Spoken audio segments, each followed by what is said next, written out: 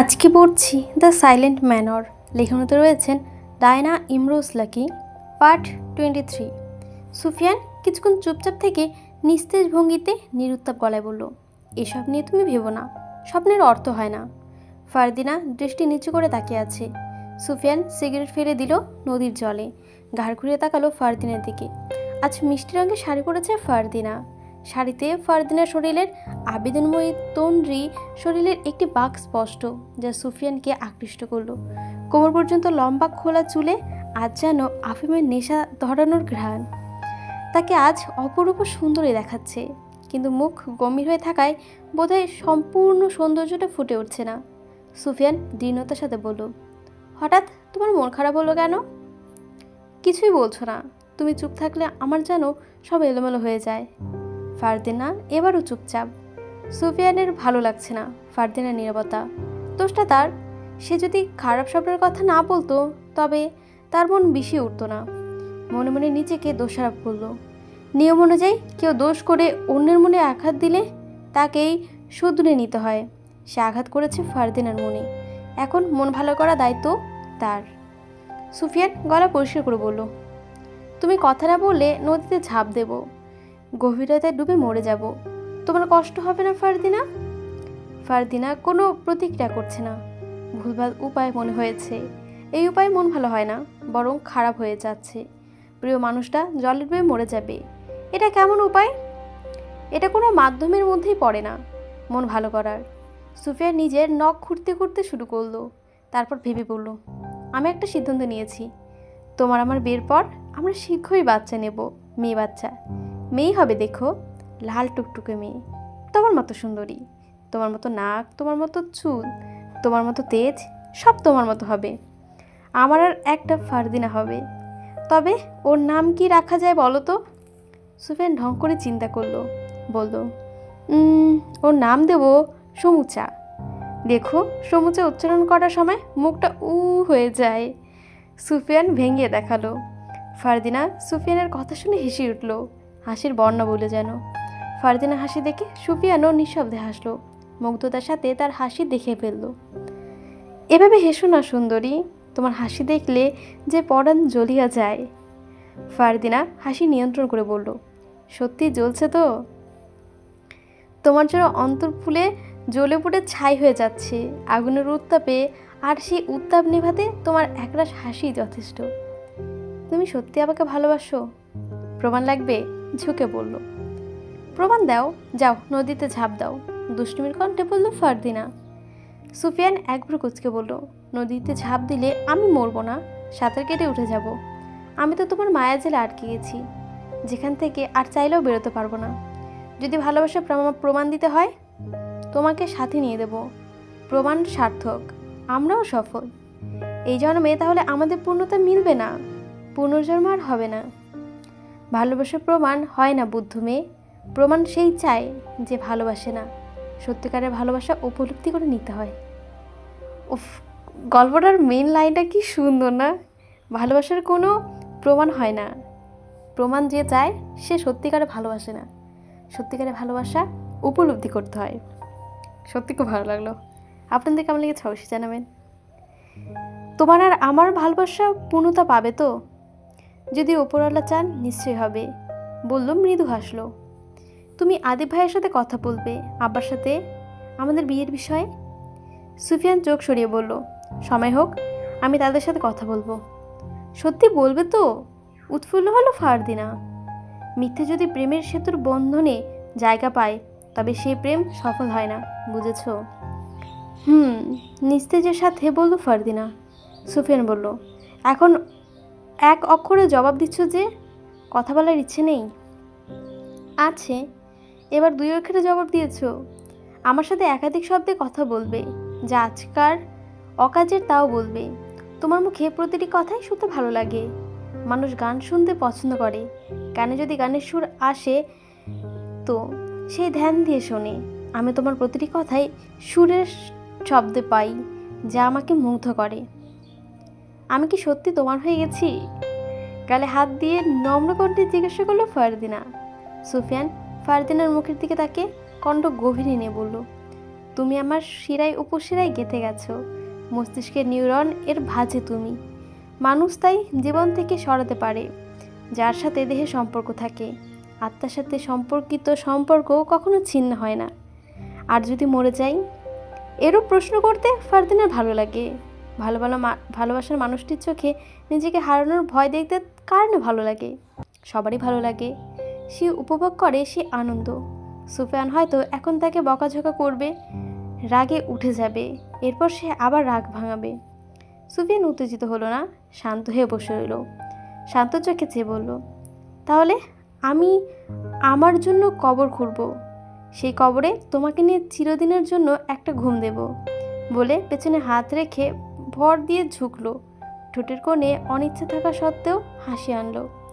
নীরবতায় কেটে যায় অনেকটা সময়। নদীর জল শান্ত, কিছু মাঝিরা নৌকো বাইছে।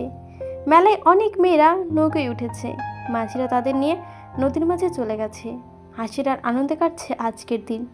সুফিয়ান বলল, সময় গড়াচ্ছে, কিছু খেয়ে নাও, যাও। ঝিলমিলকে ডাকি? তুমি সাথে থাকলে খিদে পায় না। সুফিয়ান কিছুটা ধমকের সরে বলল, নাটক বন্ধ করো, চোখ মুখ শুকিয়ে যাচ্ছে। তুমি মেলার দিকে চলে যাও। তুমি আসবে না? তোমার সাথে যাব না, পরে যাব। যদি চলে যাও? যাব না, নদী তীরে ভালোই লাগছে, কিছুক্ষণ বসে থাকি, তারপর আসবো। সুফিয়ানের মুখে উদ্বিগ্নতা। ফারদিনা সুফিয়ানের অভিব্যক্তি দেখে কিছু বলল না। তাকে রাগানোর জন্য এবং মেলায় নেওয়ার জন্য বলল, তুমি না আসলে আমি আজমানদের সাথে কথা বলবো, ঘুরবো। সুফিয়ান চোখে অগ্নিময় ভাব নিয়ে তাকালো ফারদিনার দিকে, বলল, ওই ব্যাটাকে আমি সত্যি সত্যি জলে ডুবিয়ে মারবো। তুমি কি সেটা চাও? আমি কথা বলবো, ওর দোষ কোথায়? তোমাকেও ডোবাবো। তুমি যা পারবে না তা বলো না। সুফিয়ানের রাগ হলো।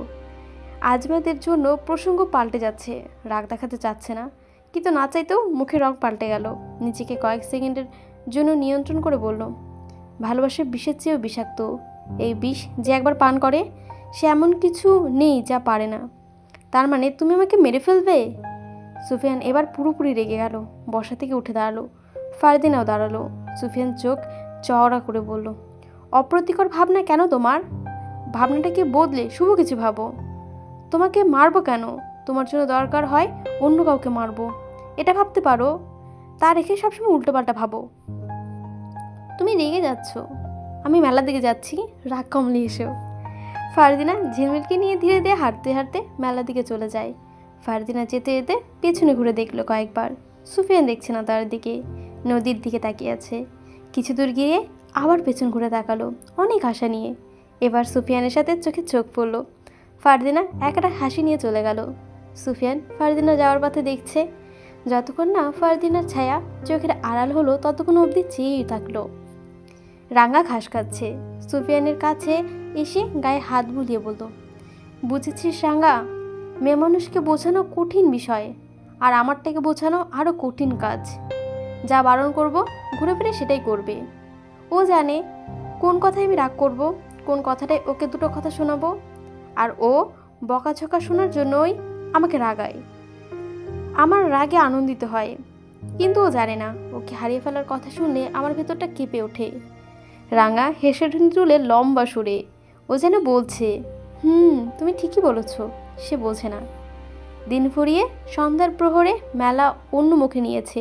চারপাশে মশাল লণ্ঠনের আলোয় উচ্ছ্বাসিত হয়ে উঠেছিল নতুনভাবে। ভাজা পিঠের গন্ধে চারপাশ মোমো করছে। নাগরদোলা থেকে ঘর ঘর জাতীয় শব্দ আসছে, যার সাথে নৌকায় লণ্ঠন জ্বালিয়ে দম্পতিরা নদীর ঢেউ উপভোগ করছে। রসিক তালুকদার বেশ গম্ভীর মুখে বসে আছেন।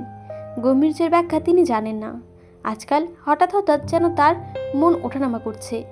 এতক্ষণ বেশ আনন্দিতই ছিল। গ্রামের অনেক মানুষ এসে ভিড় জমিয়েছে, প্রশংসা করেছে, কেউ কেউ অভিযোগও করেছে। অভিযোগ নিয়ে তার মাথা ব্যথা নেই।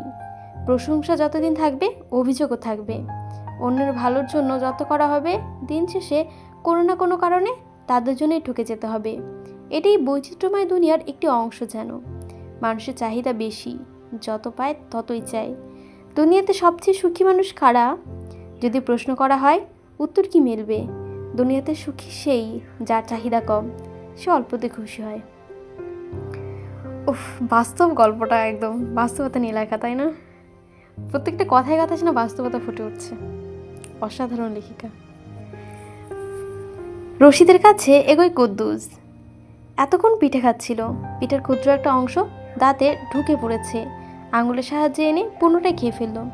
রশিদ বলল, অসহ্য আজকাল, তোর ভাবসাব রাক্ষসের মতো হয়ে গেছে। আপনি কি চান আমি না খেয়ে থাকি? আমি অসুস্থ হলে আপনার সেবা কে করবে? ওই দাসীরা। তুই ভালো করেই জানিস আমার শরীরে কোনো নারীর স্পর্শ কোনোদিন লাগেনি, আর লাগতেও চায় না। কুদ্দুস মাথা নিচু করে বলল, তাহলে আপনার 4 ছেলে আর একটা মেয়ে আপনার নয়? রশিদ এবার ওর দিকে কটমট করে তাকালো, দাঁতে দাঁত চেপে বলল, আমি দুধ কলা দিয়ে গাধা পুষেছি। ওটা সাপ হবে, গাধা না, বলল কুদ্দুস। মেরে তোর চামড়া তুলে ফেলবো। রশিদ আশেপাশে তাকালো। আদিব, ওরা এবং অনুচারী সবাই নিজেদের মধ্যে আলাপ আলোচনায় ব্যস্ত। কুদ্দুস বলল, উত্তর পেলাম না। তারা আপনার সন্তান কিনা? আমার আগেও সন্দেহ হতো। আপনার মতো আপনার 3 ছেলে হয় নাই। আদিব ভাই একটু শান্ত। আর ফারদিনা? কথা শেষ করতে রশিদ বলল, ওরা আমারই সন্তান। আমার স্ত্রী ব্যতীত অন্য নারীর ছোঁয়া লাগেনি, আর লাগবেও না। এটাই বলতে চেয়েছি। বুঝেছিস? বুঝেছি। আমার 4 ছেলে আর মেয়ে রয়েছে। কার সন্তান?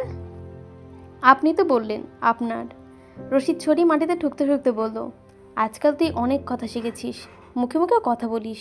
এত সাহস কোথায় পেয়েছিস? কথায় আছে, সঙ্গদোষে লোহা ভাসে। আপনার সাথে থাকতে থাকতে আমারও সাহস বেড়ে গেছে। রশিদ চুপচাপ। ওর সাথে কথা বললে মেজাজ বিগড়ে যাবে। মেলার মধ্যে মাথা গরম করা যাবে না। গলায় কাশি দিল। আশেপাশে অনেক মেয়েরা ঘোরাফেরা করছে। কণ্ঠ শীতল করে বলল, আশেপাশে কত মেয়েরা ঘুরছে, দেখ কাউকে পছন্দ হয় কিনা। হায় হায়, মাত্রই তো বললেন আপনার শরীরে অন্য মেয়ের ছোঁয়া লাগতে দেবেন না। এখন মেয়ে দেখতে বলছেন? এই বয়সে বিয়ে করলে আপনার ছেলেটা ছিচ্ছি করবে। এখন তাদের বিয়ে করার বয়স। আমি আমার কথা বলিনি, কালুর ঘরে কালু, তোর কথা বলেছি। কুদ্দুস হা করে বলল, তবা তবা, আমি একজনকে ভালোবাসি, তারই চাই, অন্য কারোর দিকে চোখ তুলেও চাই না। রশিদ মুখ ভেঙে বলল, হায় আমার প্রেমিক পুরুষ রে, আমি এখনই আমার চোখের সামনে থেকে দূরে সরে যা। কুদ্দুস তার সামনে থেকে সরে গিয়ে পেছনে দাঁড়িয়ে বলল, আপনার পেছনে দাঁড়িয়েছি, আপনার আমার দিকে চাইতে হবে না, সামনের দিকে তাকিয়ে বলেন। রশিদ হেরে যাচ্ছে। আজ অবধি সে কারোর কাছ থেকে হারিয়ে যায়নি কথায়, আজ হেরে যাচ্ছে। কুদ্দুস ধীরে ধীরে চালাক হয়ে যাচ্ছে। সে আর তাল মেলালো না, প্রসঙ্গ পাল্টে নিল, বলল, ফারদিনা কোথায়? আজমাত সাহেবের সাথে গল্প করে। ওর দিকে নজর রাখতে বলিস অনুচারীদের। আমার একটি মাত্র মেয়ে। আমিও আমার আব্বার একটা মাত্র ছেলে। আব্বা বেঁচে নেই, আমি আছি। তো তা জেনে আমি কি করব? বড্ড কথা বলিস, বিরক্ত হয়ে যাচ্ছি। যা, চায়ের ব্যবস্থা কর। সন্ধ্যাবেলা চা না খেলে আমার মাথাটা ঠিক থাকে না। নিয়ে আয়। কুদ্দুস দ্রুত চলে যায়। আজমাত নুরুবিকে নদীর তীরে দাঁড়িয়ে এটা ওটা শিখিয়ে দিচ্ছে, দেখাচ্ছে। মাথায় বোলার হ্যাট। দিনের বেলা হ্যাট পরে, এখন সন্ধ্যা, সন্ধ্যার পরে কেউ হ্যাট পরে না। ফারদিনা ঝিলমিলের পাশে দাঁড়ানো। ঝিলমিল আজমাতকে বলল, আপনার মাথায় ওইটা কি পরে আছেন? আজমাত চোখ এক পলকে ওপরের দিকে তাকিয়ে হ্যাটটা খুলে তার হাতে দিল। এসে বলল, এটা বোলার হ্যাট। দিনে মোটামুটি রোদ ছিল, তীব্র না হলেও রোদ শীতেও আমার সহ্য হয় না, তাই হেড পরেছি। আপনি অনেক ধলা, এত ধলা মানুষ আবার ভালো লাগে না। আপনারা সবাই কি কয় জানেন? ধলা বিলাই। ফারদিনা আজমাতের আড়ে চাপা স্বরে হাসলো। আজমাতও ঝিলমিলের কথা এড়িয়ে গেল, বলল, ফারদিনা, আজ সুফিয়ানকে দেখিনি, সে কেন আসলো না? এসেছিল, বিকেল পর্যন্ত তার সাথে ছিলাম, বলেছে পরে আসবে, এখনো দেখছি না। মেলা তো শেষ হতে চলল। ঝিলমিল বলল, সারাদিন সুফিয়ান সুফিয়ান করিস না তো, আর শুনতে ভাল লাগে না। তুই কাউকে ভালোবাসিসনি, তুই বুঝবি না। আমি ওই সব চেতনাই নাই, খাইতেই ঘুরে ফিরি, এই জন্যই তোর নাম মুচমুচি আর টুংটাং। আজমাত ফারদিনার কথা শুনে হেসে ফেলল। তার হাসির সময় দীর্ঘ হয়। আশেপাশে কিছু মানুষ তাকিয়ে থাকে তার দিকে। বিদেশি মানুষ দেখা যায় না সচরাচর। ওরা নিজেদের মধ্যে বলাবলি করছে। এই ভাইটা হয়তো বাংলা কইতে পারে না। আজমাত ফারদিনাকে বলল, তুমি অনেক মজার মানুষ, আপনিও ভালো মানুষ। আমারও তো প্রশংসা করো না, দেখবে বরফের মতো গলে গিয়েছি। মেয়ে মানুষ এমনিতেই আগুনের মতন, ওদের সংস্পর্শে গেলেই ছেলেরা দুর্বল হয়ে পড়ে। ঝিলমিল বলল, সবাই পড়ে না, আপনার শরীর দুর্বল তাই অল্পতে গইলা পড়েন। বেশি বেশি বাদাম খাইবেন, দেখবেন আর পড়বেন না। ফারদিনা এবারও হাসলো, তার হাসির শব্দ হাওয়াতে উড়ে গিয়ে রায়ানের কানে পৌঁছালো। রায়ান তার আলোচনা রেখে ঘুরে একবার ফারদিনার দিকে তাকালো। আজমাত, ফারদিনা, ঝিলমিল একসাথে দাঁড়ানো। আজমাত বলল, তোমার হাসিও সুন্দর, এভাবে কারোর সামনে হেসো না। তখন তার কাঁধে কেউ হাত রাখে। হঠাৎ কেউ তার হাত রাখায় খানিকটা বিচলিত হলো। চেয়ে দেখলো সুফিয়ান। সুফিয়ানকে দেখে ফারদিনা নিশ্চুপ হয়ে গেল। আজমাতের সাথে কথা বলা সুফিয়ানের পছন্দ না, কিন্তু সে বলেছে, ইচ্ছে করে আজমাতের সাথে কথা বলছিল। সুফিয়ান আজমাতকে লক্ষ্য করে বলল, ফারদিনা হাসি সুন্দর, কিন্তু ও তোমার মায়ের মতো। নারী মানে মায়ের জাত। আজমাত ভ্রুচি বলল, এ কি বলছো? তার বয়স কত কম, আমার মায়ের সাথে তার কোনো মিল নেই। মিল আমি করিয়ে দিচ্ছি, এই দেখো, চোখ, নাক, হাত, চুল যা আছে সব তোমার মায়ের আছে। মনে করে দেখো, মস্তিষ্কে একটু চাপ দাও। ঝিলমিল ফারদিনার কানে কানে ফিসফিস করে বলল, ব্যাডার ঈর্ষা হইতেছে, ভালোবাসার আরেক নাম ঈর্ষা। আজমাত ফারদিনার দিকে একবার, সুফিয়ানের দিকে একবার চেয়ে বলল, মা। আশ্চর্য ডাক, এ ডাকে কখনো একজন সুন্দরী নারীকে ডাকা যায় না। সুফিয়ান সবসময় যৌক্তিক কথা বললো, আজ ভুল বলেছে। আজমাতের মোটেই ভালো লাগছে না। সুফিয়ান হাত ঘষতে ঘষতে বলল, আচ্ছা, আর একটু সহজ করে দিচ্ছি। মা ডাকাটা অদ্ভুত শোনা যায়, তাই না? খালা, চাচি এগুলো ডাকা যায়, কি বলো? আজমাত মাথা ওড়ালো, আচ্ছা। ঝিলমিল বিড়বিড় করে বলল, বেচারা, বাঙালির কথায় প্যাচ বুঝতেছে না। মেলায় চারিদিক জমজমাট, সবাই আনন্দিত, যে যার মতো আনন্দ করছে। কিন্তু আনন্দ নেই আদিবের মনে।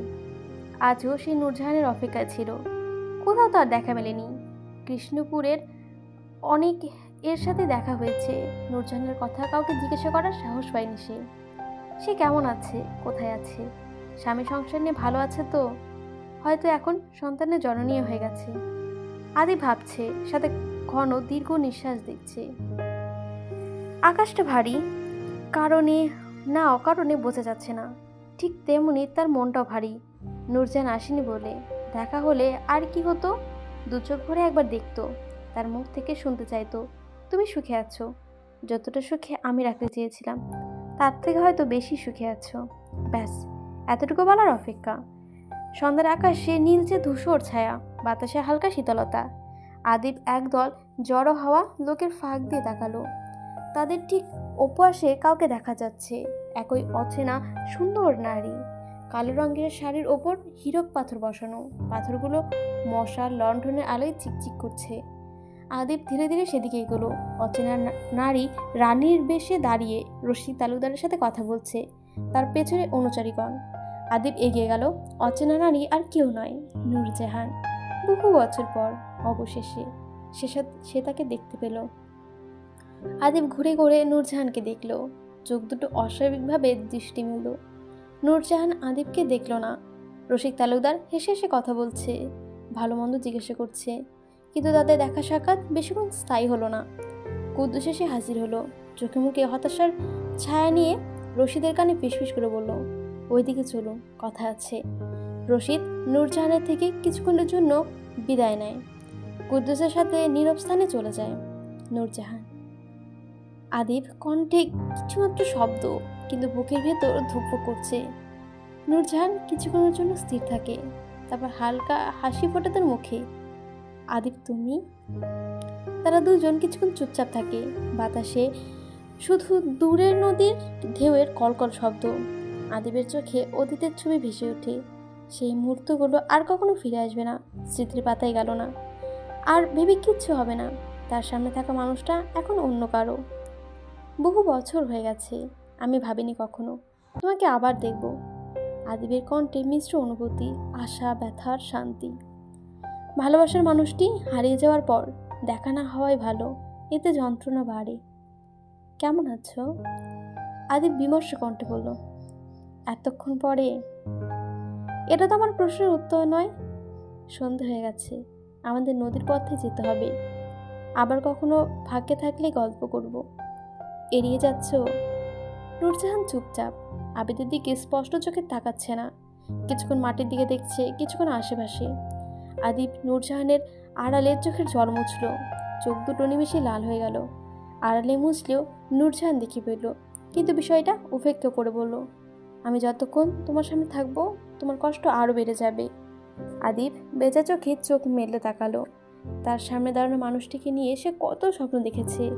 তার সাথে সারাটা জীবন পার করবে, সুখে দুঃখে পাশে থাকবে, একে অপরের হাসি কান্নার সঙ্গী হবে। আজ নূরজাহান ঘর বেঁধেছে ঠিকই, তবে অন্য কারোর সাথে। আদিব ভাবতে পারছে না। আমি চলে যাচ্ছি, দেরি হয়ে যাচ্ছে, নূরজাহান বলল। নতুন করে যাওয়ার কি আছে? জীবন থেকে তো অনেক আগেই চলে যাচ্ছ। বাধ্য হয়েছি। কে বাধ্য করেছে? সেসব বলতে চাচ্ছি না। আজ দীর্ঘ সময় পার হয়ে গেছে, অতীতের স্মৃতি আর মনে করতে চাই না। তোমার স্বামী কেমন আছেন? তাকে দেখতে পাচ্ছি না যে। নূরজাহানের উজ্জ্বল মুখটা হঠাৎ করেই শীতল হয়ে গেল। নিঃশব্দে ভারী কিছু আভাস। আবিদ বুঝতে পারছে না, অধৈর্য হয়ে জিজ্ঞেস করল, বলো না, সে কেমন আছে? নিশ্চয়ই খুব সুখে আছে, সন্তানের জননী হয়েছ। আর একদিন কথা হবে, আবার রাগ করবেন, এমনিতে অনেক দেরি হয়ে গেছে। কি লুকাচ্ছ? তোমার স্বামীর কথা বলতেই তোমার আচরণ বদলালো কেন? বলো, সব কিছু ঠিক আছে তো? নূরজাহান ভাঙা কণ্ঠে বলল, একটা যুদ্ধে সে মারা গেছে। মারা গেছে? কিভাবে? আশ্চর্যমুখে জিজ্ঞাসা করলো রশিদ। কুদ্দুস বলল, কিছুক্ষণ আগে জয়নাবের বাড়ি থেকে একজন লোক এসেছিল। সে বলেছে ঝুমুকে কেউ মেরে বাড়ির সামনে ফেলে দিয়ে গেছে।